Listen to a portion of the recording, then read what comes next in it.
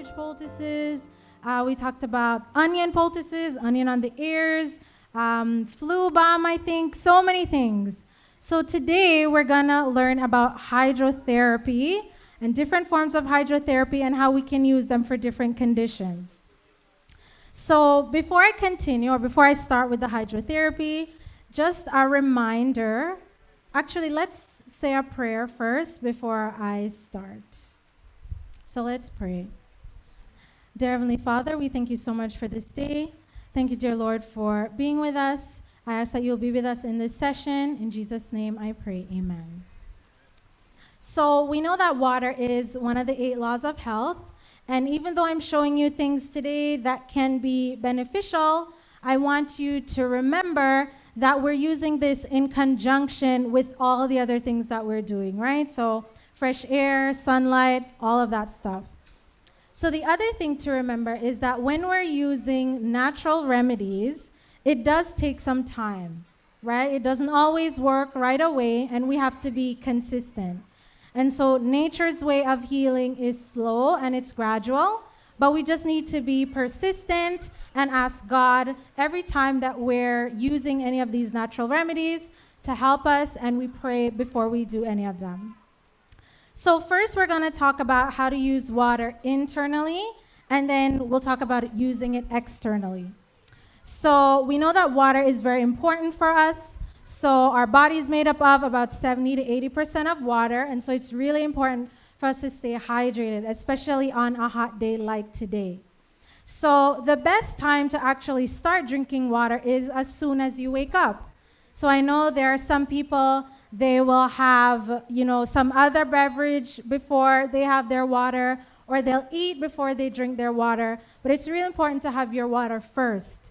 And one of the reasons is that water stimulates something called your orthocholic reflex. So that's gonna help you actually have a bowel movement first thing in the morning, which is really good to evacuate before you actually start eating, right?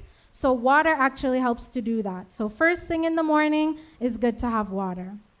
When you're drinking water, it's best to sip it throughout the day as opposed to gulping it down, because that will reduce your chances of having to go to the bathroom frequently. So we want to sip our water throughout the day, and we want to have our water before our meals and in between our meals. So the reason we have it before our meals is to help to build up our saliva. So our saliva is made up of water, and we need digestion to start in the mouth. So if you don't have enough saliva, there's going to be some disruption in your digestion. So have you ever been eating and your mouth is really dry?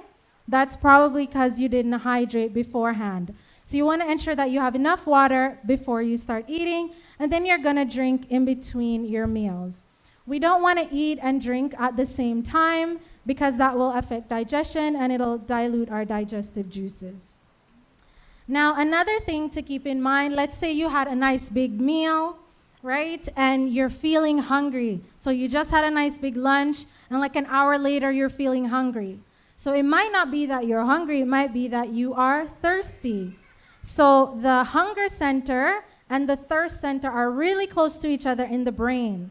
So whenever you feel like you might be hungry, it's good to actually have some water first and then reassess and see, okay, am I really hungry or was I thirsty, right?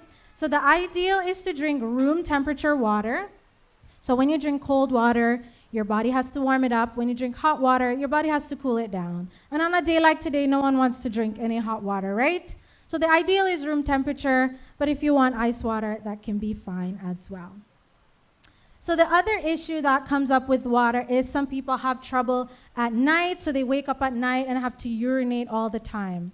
So one of the things I tell my patients is have your last water 3 hours before bedtime. So if your bedtime is 10 o'clock, your last water intake should be around 7 o'clock, and that would reduce the chances of you having to get up at night. So you will give that a try, and you might realize, you know what, I can actually drink water up until 8 o'clock without getting up at night. So it's just a trial run that you need to do to see what works for you.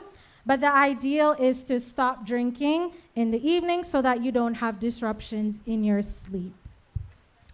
So when we are dehydrated, that's already too late. So we don't really want to get to the point where we're dying of thirst, okay? So that's why we want to sip our water throughout the day. And when you are 2% dehydrated, it can actually really affect you negatively. So you can have fatigue, brain fog, poor performance, issues with your memory. So you really want to make sure that you're staying hydrated throughout the day as best as possible. And for those who drink coffee, you actually need to drink twice as much water when you drink coffee because it's a diuretic, so you're losing more water. Lastly, for teas. So teas do count as your water intake, but only if they're herbal teas without anything in it. So no sugar, no cream, no sweetener, nothing like that. And then we know that some fruits are made up of a lot of water, like our melons, so that's really good. On really hot days, we definitely have to increase our water intake. And of course, if we are exercising, we need to increase our water intake as well. So that's just a brief overview of drinking water internally. Any questions before we go on to the external things? No, that's pretty simple, right? All right. So we're going to talk about how to use water topically and how to see the different effects in our body. So we're going to be talking about hot water and cold water. So when we apply hot water to the body, it's causing vasodilation. So that means it's going to cause our blood vessels to get wider. It's going to increase circulation. It's going to bring nutrients and oxygen to the area. It's going to remove waste. Okay, so those are some of the benefits of heat. When we apply cold, it's going to do the opposite. So it's going to cause vasoconstriction. So our blood vessels are going to get smaller. It's going to be good for decreasing pain and inflammation and swelling. So those are just some of the benefits of heat and some of the benefits of cold. And you can also do contrast hydrotherapy. So contrast hydrotherapy is when you apply hot for a period of time and then you apply cold. And when you repeat that over a series of times, then you're actually increasing circulation. So the first type of hydrotherapy that we're going to start with is steam inhalation. Now, before I continue, a lot of these natural remedies are very, very simple, right? But sometimes they're so simple that we don't even do them. So you might be saying, oh, I already know how to do that, but this is just a reminder of the things that God has made available to us. So the first one we're going to do is steam inhalation. And so I'm going to get one of my models to come up here. So I'm going to get Zariah to come up. And so this pot here has some hot water in it. And I'm going to have Zariah sit on this chair. So you're going to get your pot and you're going to put water in it. You're going to boil the water. And then once you boil the water, then you're going to sit over it and you're going to allow the steam to go into your nasal passages. So you can use this if you have nasal congestion, sinusitis, any issues in the upper respiratory tract. And you can use just plain water. Some people use other essential oils as well. So I'm just going to get a towel for Zariah.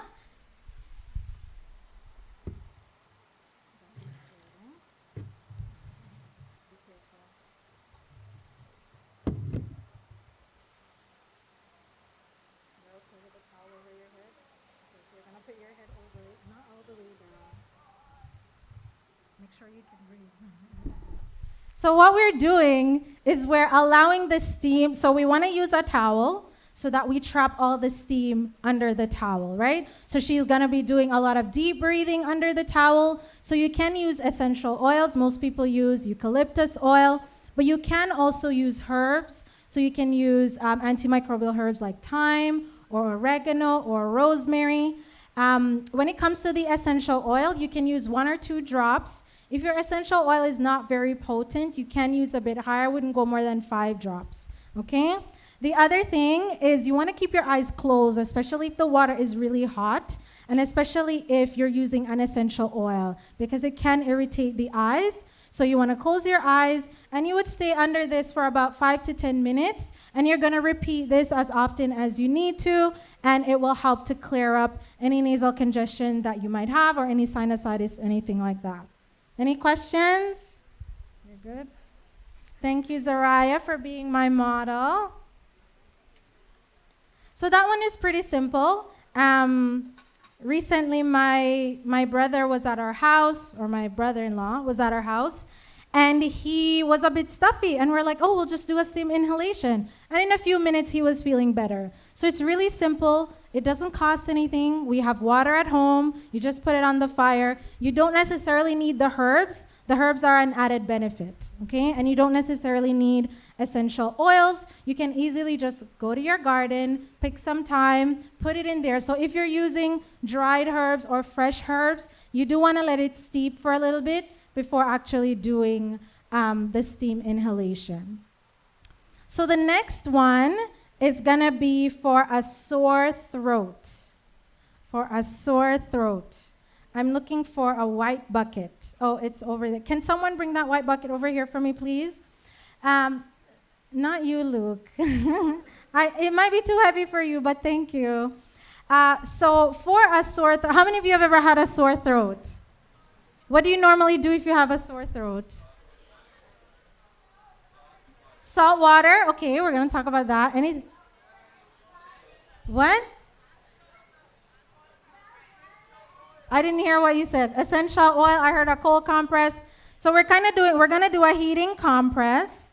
And so when you have a sore throat, so that can be from an infection, it could be from laryngitis. And so what we're going to do is we're going to wrap this around the throat, and I'm going to get my second model to come. My second model is Hadassah. And Hadassah is going to come, and I'm going to wrap this around her throat. And so I've done this in the past. My mom has done this for me multiple times when I've had a cold or a sore throat. Are you okay with cold water? So this is actually more cool water.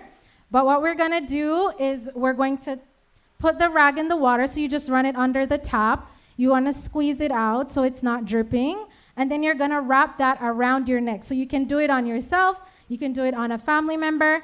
And then you're going to put something dry. In this case, I'm going to use a scarf. And you can actually sleep with that overnight. And so what's going to happen is that your body is going to warm up that cloth. And as that's happening, you're increasing circulation to that area.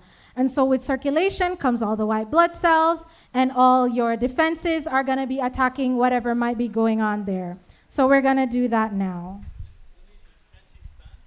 Yes, you can stand if it's better. So you can stand here, Hadassah, over here.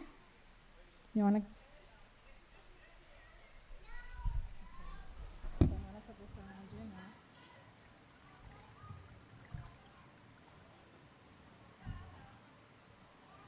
Don't worry if it's bad, okay? Yeah? Is that okay? Oh, wow, you're not even crying. So it's always good to talk to the person as you're doing any form of treatment, any type of hydrotherapy.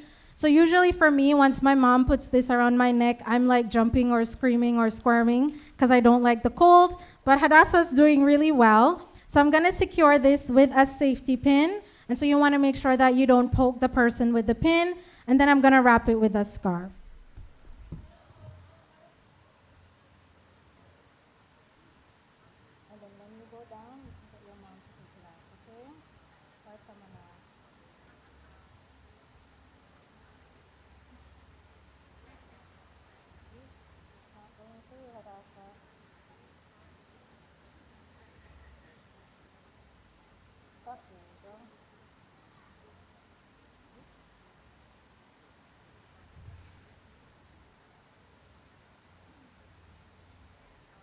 Okay, so my pin is giving me some trouble right now. So for the sake of time, I'm going to just wrap this around.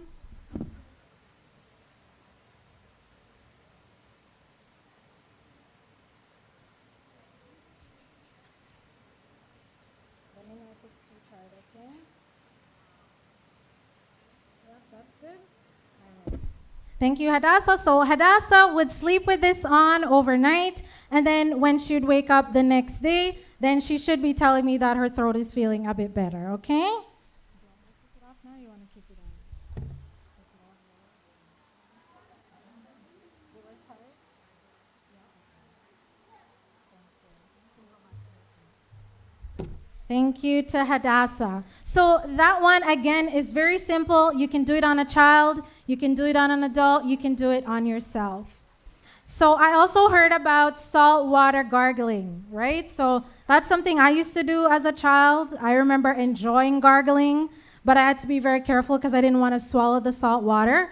But pretty much what you're doing is the salt water is going to help to break up any mucus, it's going to reduce inflammation, and it's going to help to relieve your sore throat.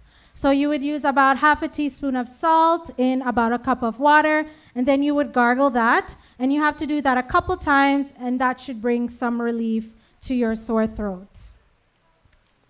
How many of you have done the saltwater gargle? I heard someone say that. And how was it? Did it work? Perfect, perfect. So another gargle that you can do is a sage tea gargle. So sage is antimicrobial, and so it's really good for addressing anything in the throat. And so what you would do, you would make a sage tea just like normal. So whether you have a tea bag or the powder or the dried herb or the fresh herb, you would steep that. And then you would take that sage tea and then you would gargle it. And the good thing about the sage tea is you can actually swallow it after. So you can swallow the sage tea because of the benefits of the sage. And so that's another thing that you can do for a sore throat. So next we're going to talk about, so these things are very simple, right? Things that we can all do at home, yes.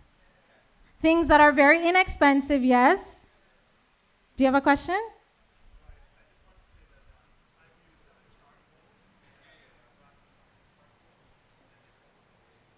Okay, so he's saying he also used charcoal, and that also helped with his sore throat. So charcoal is pretty much good for everything. So it's always good to have charcoal on hand at home to use for any situation. So let's say you don't have any sage tea, for some reason you don't have any salt, but you have charcoal, you can use that. Even just warm water, right? You can use plain warm water as well. So the next thing we're going to talk about is warming socks. How many of you have tried that one?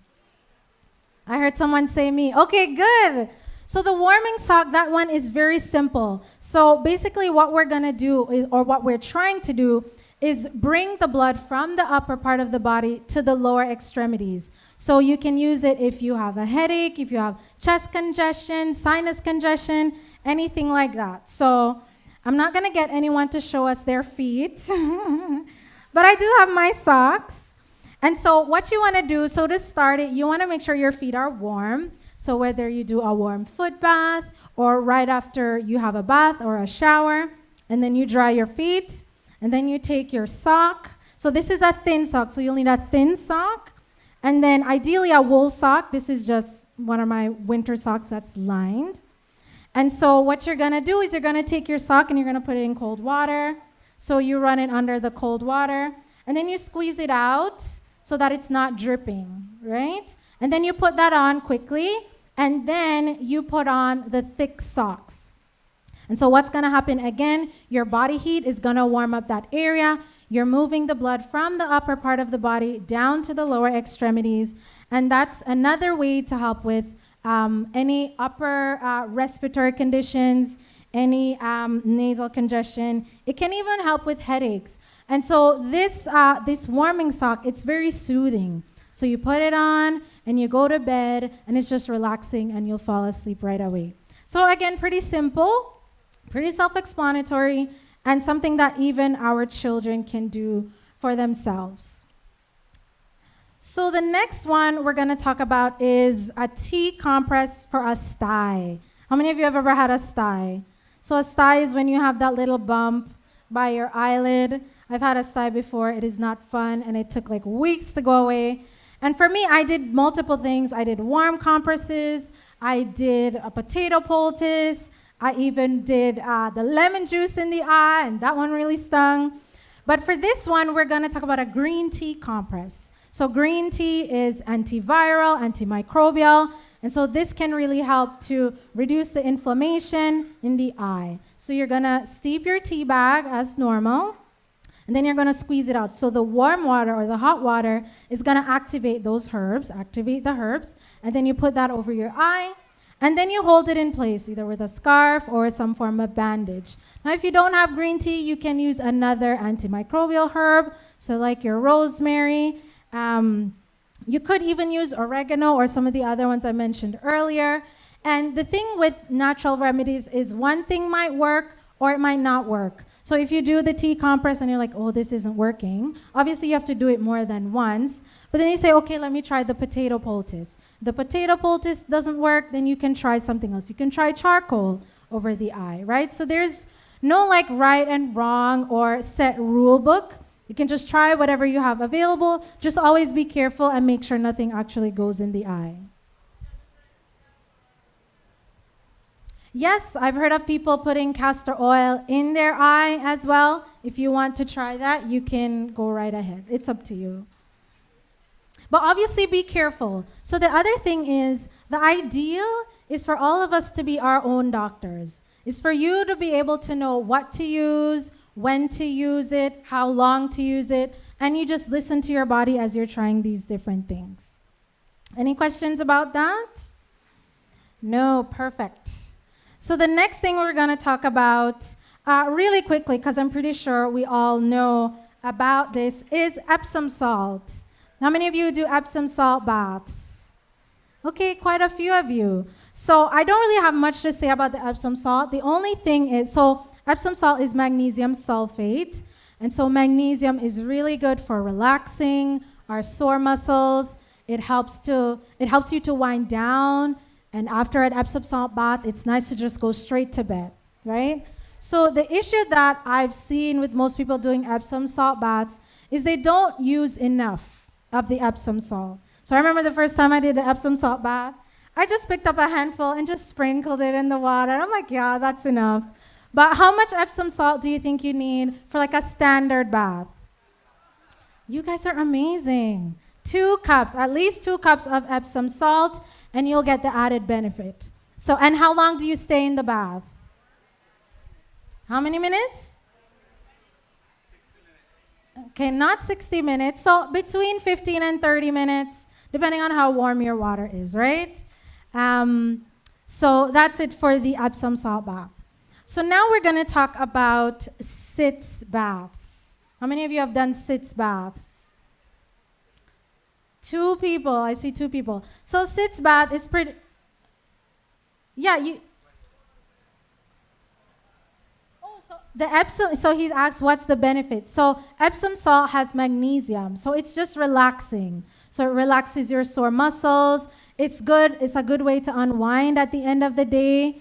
And it's very beneficial. So so let's say those of you who've been camping, maybe you're not used to sleeping on a sleeping bag, or maybe the bed wasn't very comfortable, you can go home tomorrow and have an Epsom salt bath. Someone said yes. That sounds like a plan. Yes. Yes. Or you c-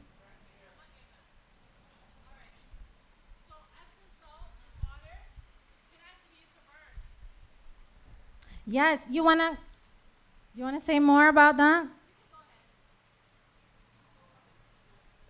I've never used it for burns, but I think, was it Kendra or was it you that spoke about it? It was you? I'll come to you.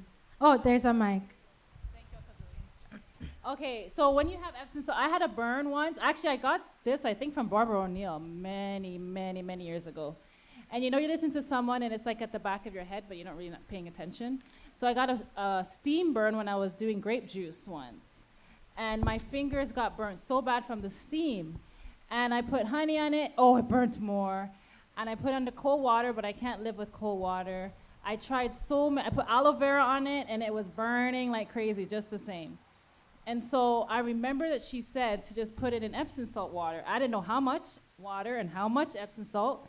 Could have been less, as you said. I don't know, but I put maybe a tablespoon or something, and a little bit of water, just so my fingers could go in it. And the pain went away instantly. It was so, I didn't feel like I had a burn, and I had to go to bed. I was like, I had my hand out on the table beside my bed, and every time I was falling asleep, I felt like I'm going to spill the thing. But I was there for a while, and I'm like, Lord, please, I want to go to sleep. Every time I take it out, it would burn. As long as I put it back, it was good. And eventually, the pain went away. I took it out, and I was able to sleep, and it didn't come back. So Epsom salt is good for burns as well. Praise the Lord. So, yes.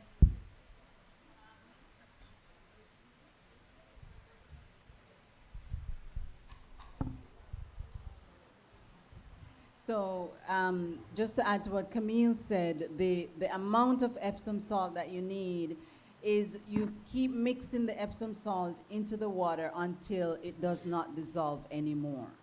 So you keep mixing as much as possible until it's not dissolving, then you would have had enough, and you can put the burn finger or hand or whatever in the water, or you use a rag and put it on another area.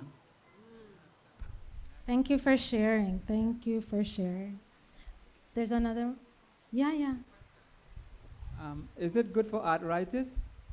Yeah, you could try it for arthritis because it's very good for the skin. It's good for pain. So, yeah, you can try it if you have arthritis as well.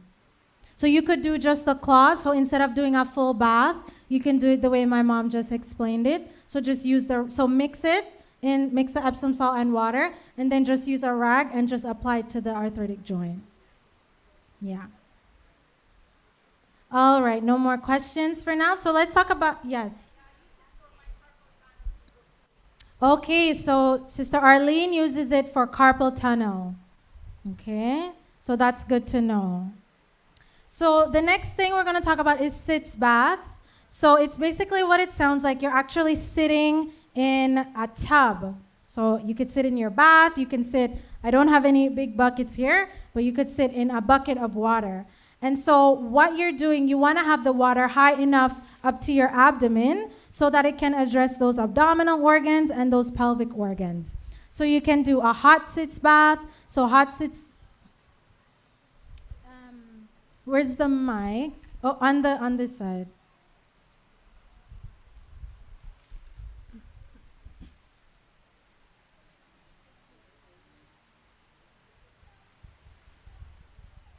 Sorry to interrupt you, Donnie. For the lady that said she uses magnesium sulfate for a carpal tunnel, what does she do? Sister Arlene? Oh, she's gone. Oh, she's You can gone. probably. Does she just like? When you use the magnesium sulfate or the Epsom salt for the carpal tunnel, how do you do it? That's the question.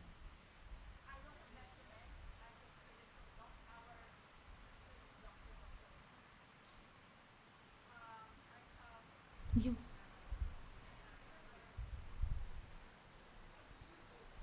I soak it. I soak it. So I have like a bucket of water. I don't have measurement. And then maybe a cup of Epsom salt. And then I will soak it on the Epsom salt. But I alternate it with hot and cold too. So hot, 3 minutes, and then a cold, and then with Epsom salt. And it really helped because I have a bad carpal tunnel. Do you leave your hand just in It the has to bucket? be soaked all of your hand. All of it. Yes. Up to your elbow. Just up to here, wherever, because mine is up to here, right? Right, It depends. right. Some have, some people right. are hurting okay, up to here. so just to Yeah. the affected area. And for how long? Alternate 3 times 3, 10 minutes. Okay. Thank Alternate, you. yeah. Thank you so much. thank you. She does the Epsom salt and then she does hot and cold after. So she soaks it in the Epsom salt and then she does hot and cold after. And we'll talk a bit about some hot and cold treatments. So for the sitz baths, yes. So you could do a hot sitz bath.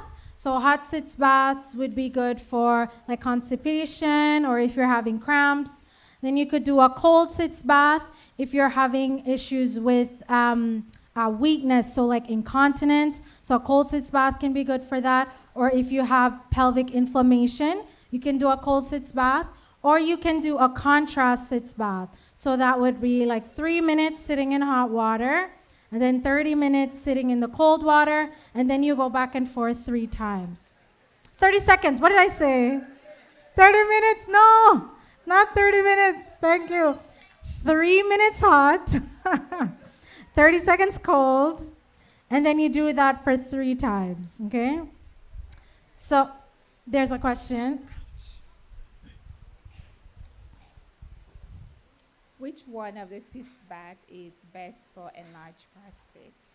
For enlarged prostate. So I would actually do a contrast for enlarged prostate, because when you're doing contrast, you're moving the blood. So when you sit in the hot water, then you're bringing the blood to the surface. Then when you go to the cold water, you're pushing it away. And then go back in the hot, bring it, then push it away. So that back and forth movement is actually going to help with the health of whatever area you're doing it in. So one thing I wanted to say about cold, so you could either do a cold sitz bath. I know some women after giving birth, you may have an episiotomy.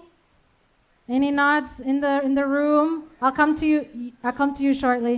So the gentleman said yes. So for those of you who don't know, episiotomy, he must know someone that has had an episiotomy.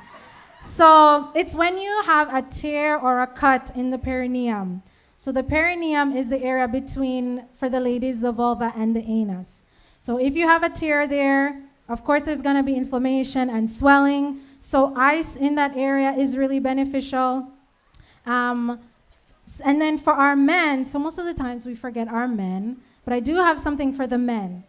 So for the men, we know that the testes are on the outside, right? And the testes need to be cooler. They need to be 2 to 4 degrees cooler than the rest of the body.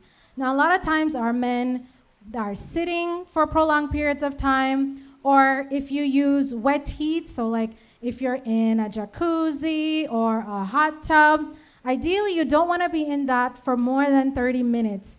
And that's because sperm are very sensitive, right? So some people actually have fertility issues because of the health of the sperm. And so what you want to do is apply cold to that area, right? And also exercise so that you're not sitting for prolonged periods of time. And so they've actually studied this. They even have products. There's one called, if you're interested, there's one called Snowballs that you can actually use. The only thing is there's issues with compliance. So men don't really like to wear it, but that's for your information, just so you know. So, you had a question. Sorry, Lance. Or a comment. The Yes. sitz bath for hemorrhoids. Can you use it for that? And do you put anything in the water, or is the water just hot, or is it just cold? So you can do a sitz bath for hemorrhoids. I would do a cold sitz. Well, you can do cold or you could do contrast.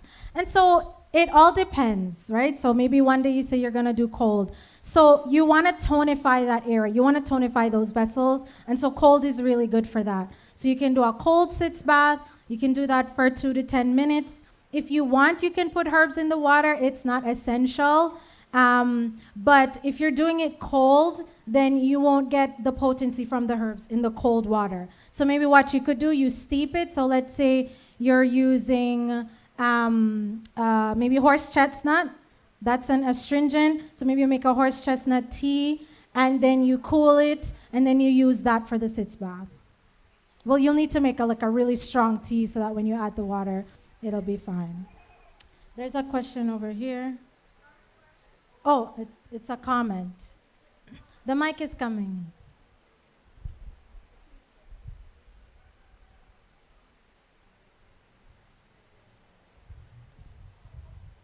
You could sit on mullein leaves too, and that grows about 10 feet high, and it's used for many other things, but also the yellow flowers on the top, you can put them in olive oil, and it's good for the ears when they ache. Yes, mullein is good for earaches and ear infections, and mullein leaves, I call them they're called nature's toilet paper because they're so fuzzy and soft.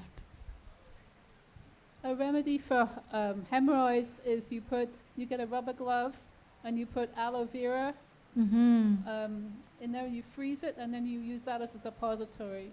Yes, I've heard of that one as well. Did you hear that one that she said? So if you get a rubber glove and put aloe vera in it, and then you freeze it, and then you remove the aloe vera, so it's like you're making a suppository. So you freeze it to solidify the aloe vera, and then you would insert that. So I think my time is wrapping up quickly. So I'm just going to quickly go to the hydrotherapy that we're going to do. And I'm going to get my model to come forward if he's here. Oh, he's here. So we're going to do quickly a form of hydrotherapy called constitutional hydrotherapy. And I'm not going to do the full thing because of time. So you take your shoes off, and then you just go between here. So constitutional hydrotherapy is when you apply hot and cold towels, and we're going to be applying them. You can apply them from the chest all the way down to the pelvis, but ideally to the abdomen.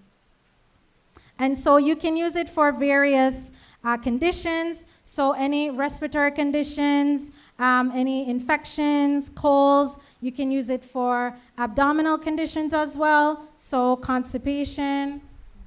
You want to be covered? Constipation.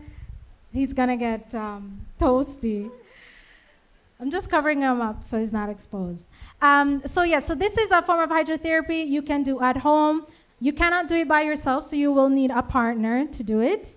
And so basically, you're going to have them lie on a table. If you don't have a table and you want to do it on your bed, you do need to put plastic down so that you don't, it doesn't get wet. So basically, I know it's a really hot day, but we're going to start with the hot water. And so with constitutional hydrotherapy, we're going to do 5 minutes of hot water and 10 minutes of cold water. And then we'll do 10 minutes with a dry towel. So my model is here, he's relaxing. So if you're doing this, of course, what's the first thing that we're gonna do?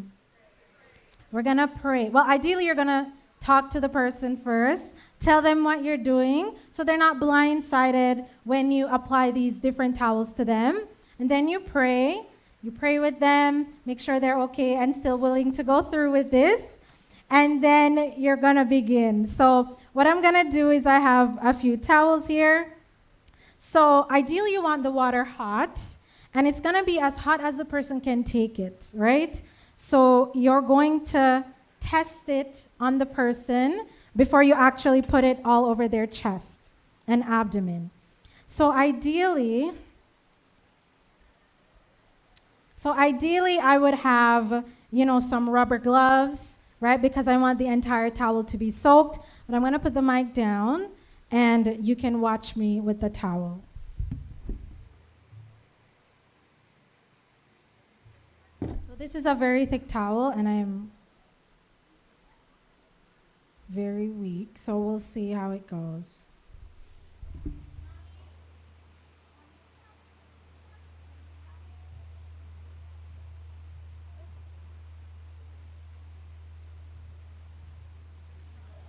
Yes.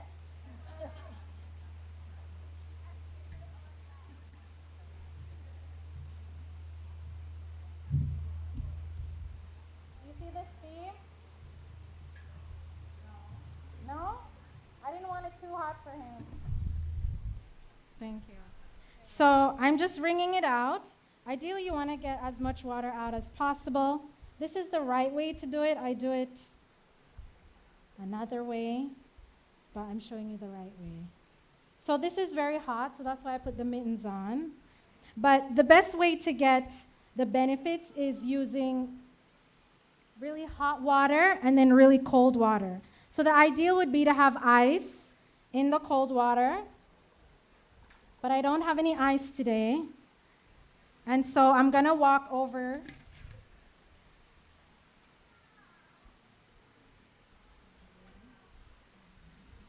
So the first thing I'm gonna do is I'm gonna test it. So you can either do it on the shoulder, on the inner arm. And then if he says it's too hot, then I'm just gonna shake it out a bit so that some of the steam comes off.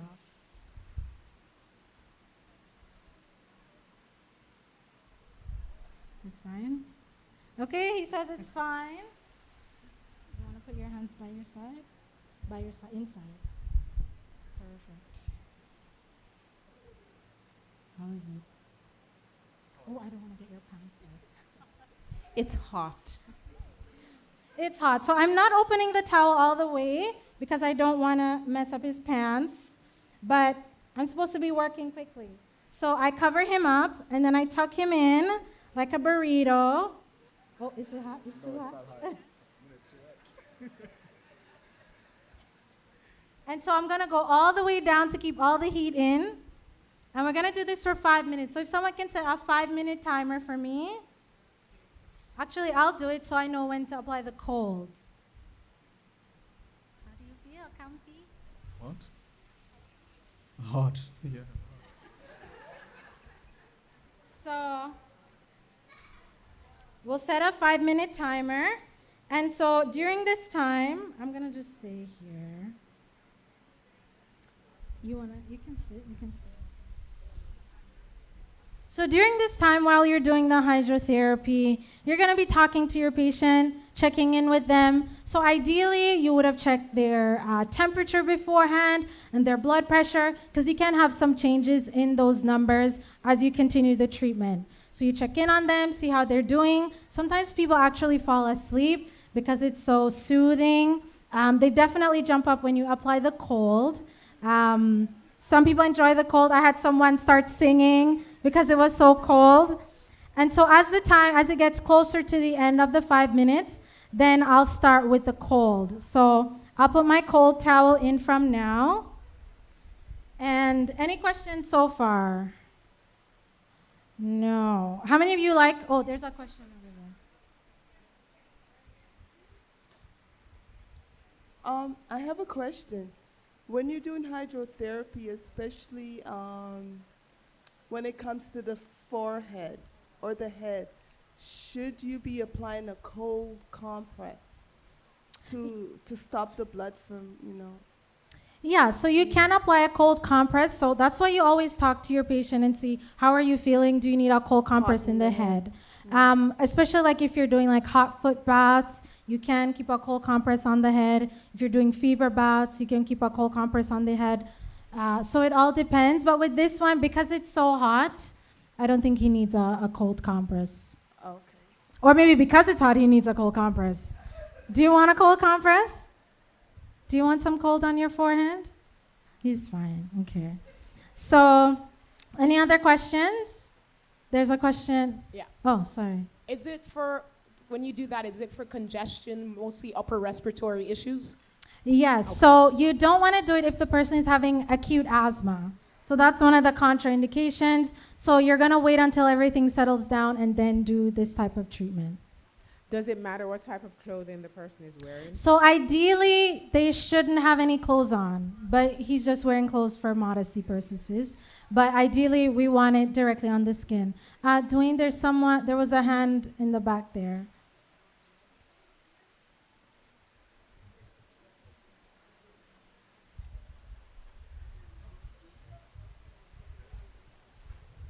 Thank you. I want to ask a sort of related question. There's this, I don't know whether I can call it a fad, that's now going around where people dip themselves in ice water, or water with ice things, and they submerge themselves. Yeah. What's your take on that? Do you recommend it? Do you think it's safe? Like, I just want to hear your thoughts on it. Thank you. Yeah, so they have they buy these tubs and they fill them with ice water. It's actually very beneficial. So it actually helps to tonify the body. It doesn't only have physical benefits, but it also has mental benefits of building resilience. Because imagine unless you really like cold water, if I was doing that, I have to say, okay, I'm gonna go in the cold water. I'm gonna go in the cold water. And then you get in the cold water and you're like, I wanna jump out, but no, I have to stay in the cold water. So it builds resilience. It's very good for increasing circulation. So even though at first you have that vasoconstriction, after being in that water for a while, your circulation just starts to improve. And you just build up, I can't think of the word right now, but you just build up and you get stronger and stronger so you can last longer and longer in the water. But cold is very good. It's helpful for decreasing inflammation, helping with any swelling. So it's really beneficial. You just want to be careful, so you start slow at first, and then you slowly can increase the time. So I'm just down to a minute, or almost a minute left. So I'm going to start squeezing out my cold towel so that I can apply that next. Oh, yes. So, so Jen, can you hold it? Yeah. So Jen, this beautiful lady beside me, the one that sang amazingly this morning, is actually a hydrotherapist. So if any of you are interested in learning about hydrotherapy or how she became a hydrotherapist or the training involved, you can always speak to her. But Jen is very knowledgeable. You want to tell them about some of the hydro treatments that you've done at the at Camp Frenda? Okay, sure. So we did hot and cold, actually very similar to what the gentleman was asking. We had big tubs where we had ice cold water and we had very hot water. And so again, as hot and cold as it can be taken, and we had people jump from one tub into the other, and they had to do that in cycles. And that helps to increase circulation, it helps to boost immunity, and a whole host of other positive effects that it has. Then the timer is up, by the way, Donnie. It's up. Okay. We also did something that's called constitutional hydrotherapy, which is what you see being done here. This is called constitutional hydrotherapy. We also had fever bath, and she's going to touch on this later. And then we also had the peat moss bath. Peat moss is what is it? Like a black plant material. yeah, like moss, and it's very black, but it's very good for you. So we would run almost like a fever temperature, and then we would just disintegrate basically the moss in the water until it's black. And ideally, what we would want is for the individual receiving treatment to go into the tub naked. Most of them would just come with like swimwear, but we did encourage them to just go in there because we want the moss to come in contact with the body. That's how it gets the most benefit.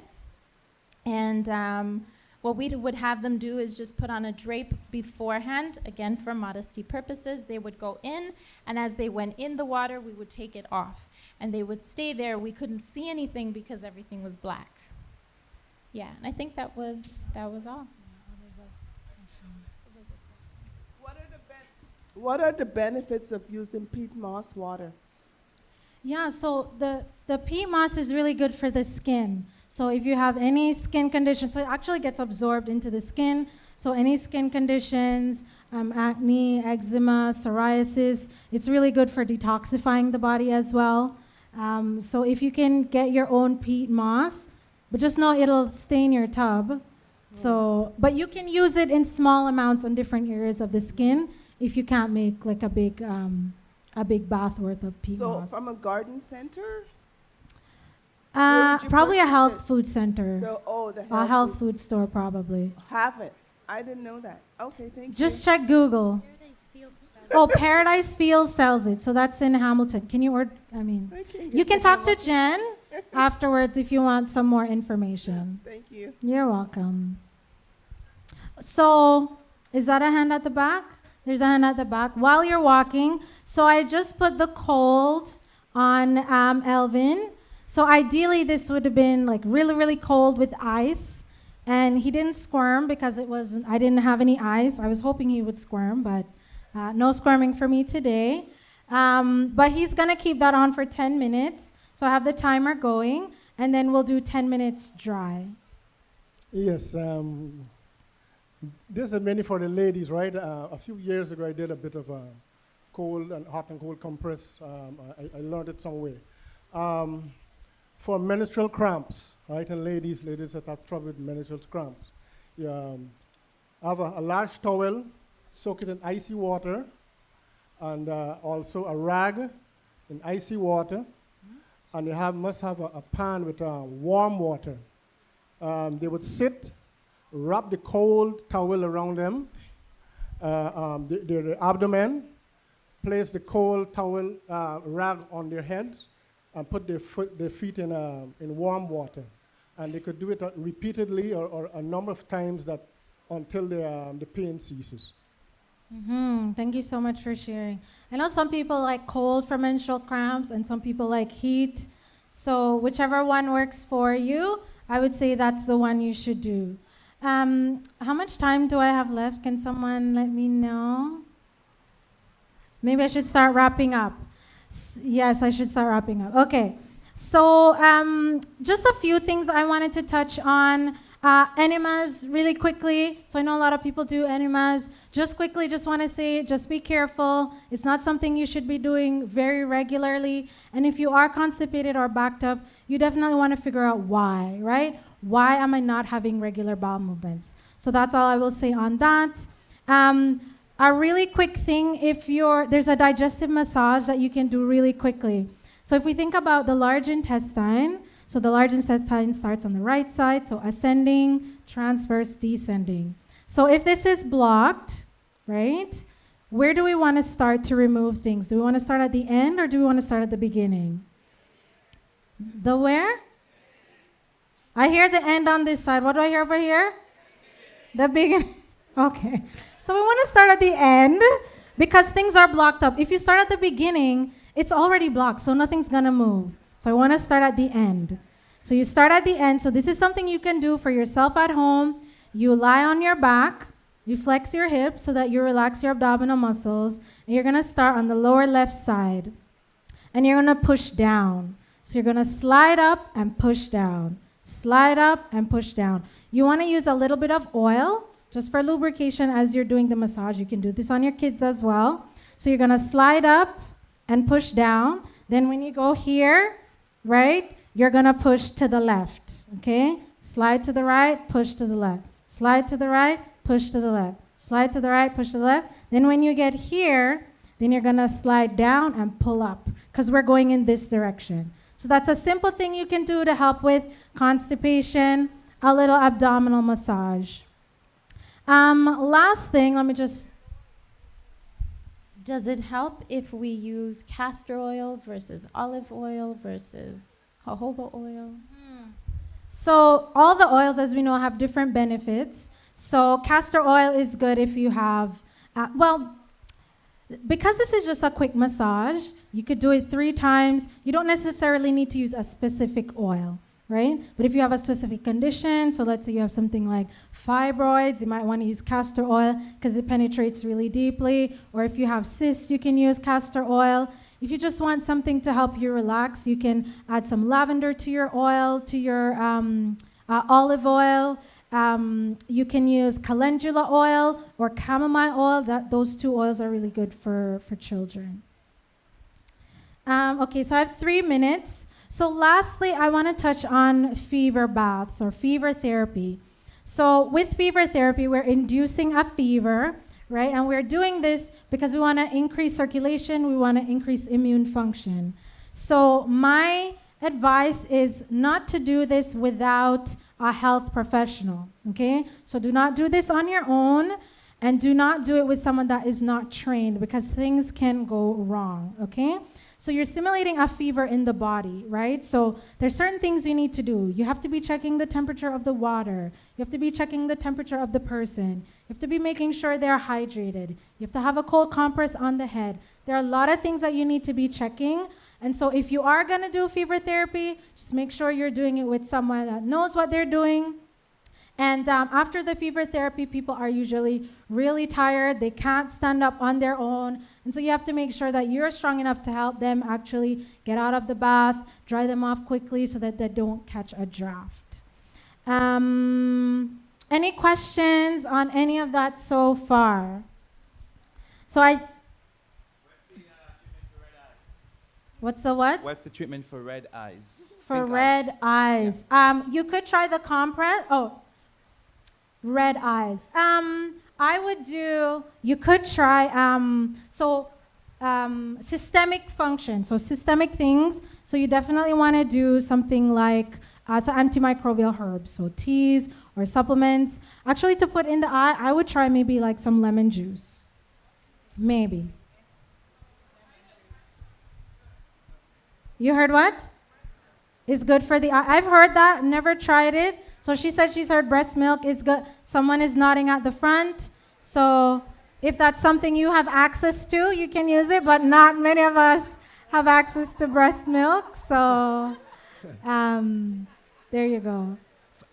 By the way, for pink eye, I know pink eye. golden seal, but I don't know about red eyes. How is any of these treatments incompatible with persons who are hypertensive? Not that I know of. So, well, the you always have to check. So, like with this constitutional therapy, you're checking their blood pressure beforehand. You check their blood pressure after the treatment. With a lot of the therapies that Jen mentioned, we are constantly checking them. So, if you do have high blood pressure and you want to try these treatments, you definitely have to stay on top of your blood pressure measurements. The other thing you can do is actually keeping cold. Like if you're doing any of these treatments, just keeping cold over the heart. And so that can help if you're afraid that your blood pressure will spike. Or ice cold. What I wanted to say to the gentleman about the red eye, my eyes used to itch me and it used to get really red, especially in the morning. And I'm using castor oil, the real castor oil from the Caribbean, and it do works. I can say that it do works. I put it in the corner of my eye and also the two corners of my eye. And sometimes when I get up in the morning, I am okay. So it really do works, yeah. Yeah, so like I mentioned earlier, the lemon juice, and here we have again castor oil. So as you're gonna ask the question, I'm just gonna remove the cold towel and then put the dry towel on. And then if you want, you could repeat this on the back as well. But just for today, we're just doing the front. What do you do for dry eyes? Yeah, so for dry eyes, I would focus on water intake, right? Making sure you're hydrated. I'm not doing this right, but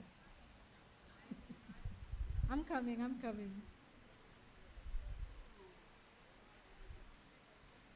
you feel? Do you want to sleep? I don't know. Are you cancer? Okay, good. Thank you, Jen. For what was the question? Oh, dry eyes. Yes. So first, I would think about, are you well hydrated? That's the first thing. The second thing I would want to know is, what's your fat intake like? Are you having enough essential fatty acids? Because that also helps with not necessarily hydration, but the consistency of the liquid in your eyes. They do have eye drops that you can use, natural things. I haven't really tried anything topical for dry eyes. Pardon? Oh, yes, they do have artificial tears that you can try. I've never tried that personally, but I always try to focus on how is the body doing in general and also do topical things. So you can check out the artificial tears. Yeah. Yes, there is Eye Bright. Yes, thank you, my sister. I actually used to take Eye Bright. I used to have really tired eyes, and I took Eye Bright, and it actually helped. I think I need to go back on that. But so Eye Bright, you can use Eye Bright tea. You can actually steep the tea and just get something really clean and use it as an eye drop. Thank you so much for that reminder. They also have Eye Bright capsules. So if you don't necessarily want to make tea, you can have the capsules as well. And when you use herbs, the body just knows where to put the herb, right? So I took an Eye Bright capsule and my tired eyes just went away. And I wasn't like staying up late at night to study or anything. I was still going to bed on time, still trying to stay as hydrated as possible, but it just knew to go right to the eyes. What about bags under the eyes? Yes, I heard someone say stress, sleep, hydration. There's also the consideration of aging, right? So many things to look at. You could get, they have those little rollers, jade rollers or little roller ball things, and you do those face massages. So you can try that to help move. Pardon? Okay, I'm not going to say that one. My question is regarding urination in the night. Is it something, can it be a cause, a reason for something else besides just drinking water late in the day? You said 3 hours before, but So you're asking if it could be something else? Could it be a sign of something else why you get the urge 2 to 3 times a night? Yes, so the question is, if you keep waking up at night to have to use the bathroom, could it be something else? So even if your last water intake is 3 hours before bed. So, pardon? Yes, so you could try corn silk, right? That's really good for the renal system. There's also something called, like if you have histamine overload, so too much histamine in the body, that can cause you to urinate more often. If you have issues with your pelvic floor, if you have any injuries to that area, as you go through menopause, the strength of those tissues deteriorates, so that can also affect urination. So there's several things you want to look into. Someone is saying Kegels, that can help as well. What about dry eye caused by seasonal allergies? What about what, sorry? Dry eyes caused by seasonal allergies. Oh, okay, dry eyes from seasonal allergies. So when it comes to seasonal allergies, you definitely want to address the allergies, right? So not necessarily just the dry eye, but the allergies. So you want to build up your immune function or immune system so that you're able to go outside and enjoy nature. So there's certain things that you can do. So certain things that are anti-inflammatory would be like quercetin, resveratrol. Those can actually help to reduce any histamines that could potentially be causing any allergic reactions. You definitely want to address the gut. So sometimes if you have an imbalance in your good and bad bacteria, that can cause you to have more histamines or be more susceptible to seasonal allergies. So there's no, pardon? Yeah, so dietary things that you can do. So avoiding wheat and dairy and processed foods, decreasing excess sugar. I just wanted to add that you can, for allergies, you could eliminate meat and dairy. That's a big one. But another one you can do is you take a tablespoon of local honey. Mm-hmm. Because that will help you build up a tolerance to the pollination Mm-hmm. in the air. Exactly. Local honey.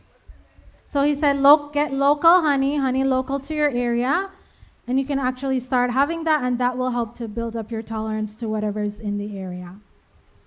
Also, wild raspberry leaves are good for anything to do with the bladder and also the kidneys. Wild raspberry leaf. The tea. Wild raspberry leaf tea. Okay. I think this will be the last question probably, so that we can wrap up for today. Question about endometriosis. Is there any natural remedies for that? I know, that's a hard one. That's gonna be a long one. But endometriosis is pretty much when your endometrial lining is growing other places. So instead of it being within the uterus, you can find it all over the body. So it can be on your ovaries, on your fallopian tubes. They've even found it in the lungs, right? So with endometriosis, you want to do some gut support. I'm just going to say general things. So gut support, you want to reduce inflammation. So it is an inflammatory process that's affected by hormones. So gut support, inflammatory support, address the liver, and hormonal support. So those are just some general things. Yeah, so there is wild yam extract that can help to balance your hormones. There's also wild yam cream. But those are not things that you can use alone, right? You have to do all the other things as well to help the body repair and restore health. Okay, well, thank you so much for listening today. Thank you for all my models and everyone that participated. I hope you learned something today. If you didn't learn anything, I hope you were reminded of some things today. And I look forward to seeing you next year at the next skills camp.